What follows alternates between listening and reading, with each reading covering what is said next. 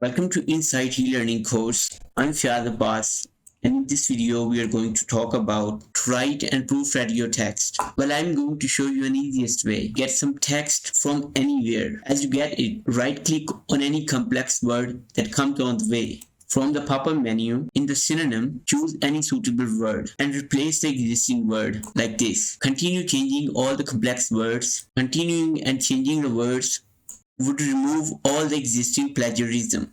Now you can proofread it easily.